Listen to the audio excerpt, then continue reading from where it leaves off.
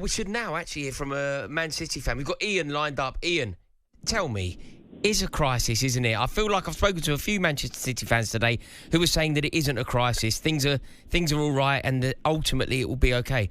I feel like it is now gone far too long, and Manchester City are at least on the precipice of a crisis. Yeah. Can you hear me? Yeah, I can hear you. Hello? Do you agree with that? Yeah. Certainly is a crisis. And I could see, it's a first-time caller, by the way. I had to ring up to get my point across because I've been saying this for weeks to my friends. I'm a mad City fan. We spent 75 million on him and sold Laporte for 22 million. Do you know what, Ian? You touch on something very important here. I think that you've raised a really good point. It was the best defender in the Euros. It's crazy. Then we get rid of Alvarez, right? Then we get rid of Mahrez. Who are we bringing in for these players? Do you know what? I think you're onto something here. The players that he should be getting rid of, Rory, the players should have been Walker. He's too old. They're waiting to the last minute to get rid of these players. Bernardo Silva, he's wanted to leave for ages. Let him go. He's useless. He's not done nothing. He's not done nothing for over a year since the cup final when we got the run around off United. He was the worst player on the pitch, and he didn't even play Alvarez that game. That's why Alvarez wanted to leave. Yeah. I said to my mate, we are going downhill. Before long, Pep's going to leave us in a load of Maiva, and he'll walk away. And then we'll need a full new team. And it's showing already, even before he's leaving. It's crazy. And people were laughing at me. My own mates were saying I'm not a full shilling.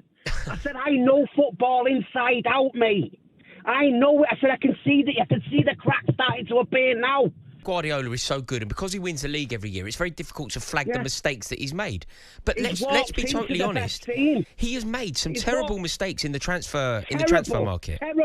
Terrible. Shocking. Gavardo, 75 million. Yeah, Calvin Phillips allowing Cole Palmer to leave. Imagine Cole Palmer linking up with Erling Haaland. Yeah, letting him go. The signing of Mateus Nunes. Nunes hasn't worked. Another 60 million Nunes. What's going on? Pep Guardiola walks into the best team in Europe. And I admit he's done well.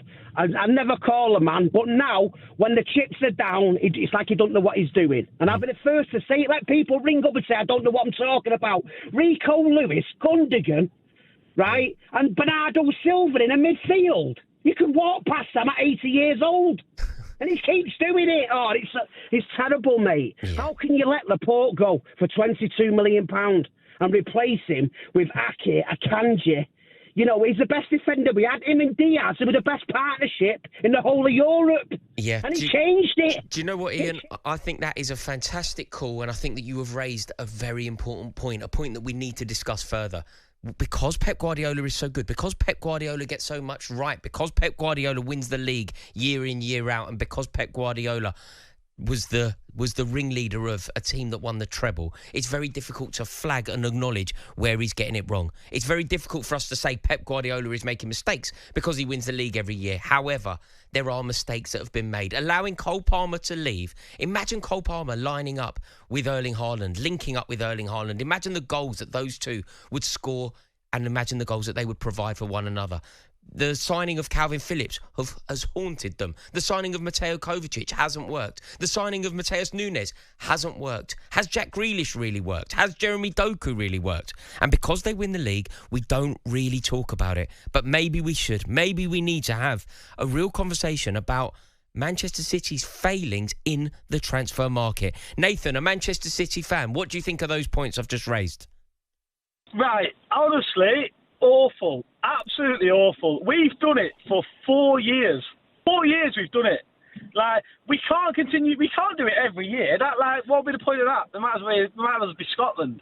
Like, Jack Grealish hasn't done it. Yes, he has. But like the caller before about Bernardo, like it's been this team has been impeccable for the past 7 years.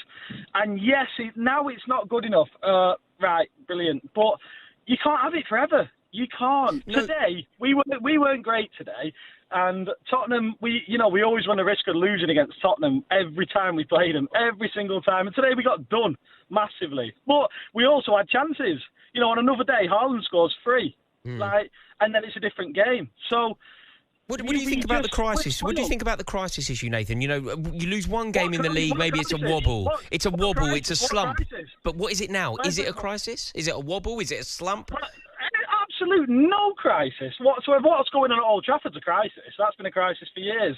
But this isn't a crisis. We've just not been at it. But we haven't been at it from the start of the season. And this has been on the cards since the start of the season. You know, we scraped through some games. We drew games. We lost, and now we're losing too many. But like, it's 5 on a bounce. Yeah, it's horrendous, isn't it? Really, for us.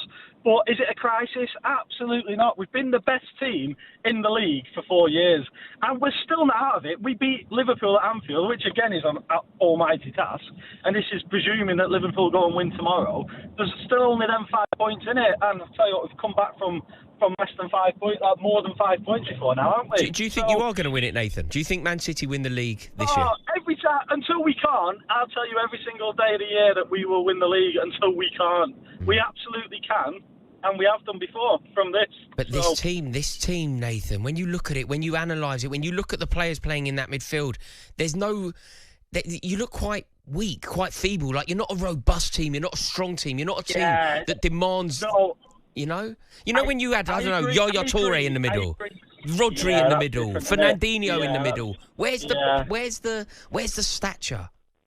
I do not disagree with that one little bit. And do you know what? Kovacic has been, I think, been great since Roger went out this year, and he's not there today.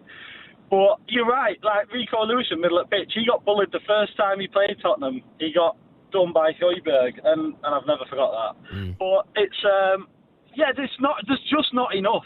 But is it a crisis? Absolutely not. Are we just falling short? Yeah, we probably are. But can you do it? No one did it for 4 years. We did it for 4 years. Is 5 years a stretch too far? Maybe it is. But we're still not out of it, because, like I say, we've come back from considerably further back than this with less to go and done it. So superb. Can we do it again? Absolutely brilliant call there from Nathan. Thank you very much for that, and I am loving this. I am finding it fascinating. Manchester City fans, I'd like to say thank you very much for all of the wisdom and insight that you have provided me with regard to what is going on at your club. Apparently, it is not a crisis. Maybe it's a slump. Maybe it's a wobble, but it is not a crisis, I've been told emphatically. And Tottenham fans, I believe that this is the best result that you have had in the Premier League era. To go away to the champions and demolish them in the way that you did, it's a statement result. Can you build on it? Do keep your calls coming in. If you want to have a chat with me about these results, please give me a ring, 03717 223344. Next up, we'll be talking about the mighty Chelsea as we wallop Leicester in the lunchtime kickoff. And don't forget to tune in tomorrow morning from 6 o'clock for the weekend sports breakfast with Natalie Sawyer and Tony Cascarino. We don't need another hero, as they look back onto all of today's action and look ahead to Sunday's games with a range of expert opinion and top guests. And keep your voice note WhatsApps coming in, 03717 223344. This is the Rory Jennings Show on talkSPORT. On AM, on DAB, via the talkSPORT app and on your smart speaker. talkSPORT.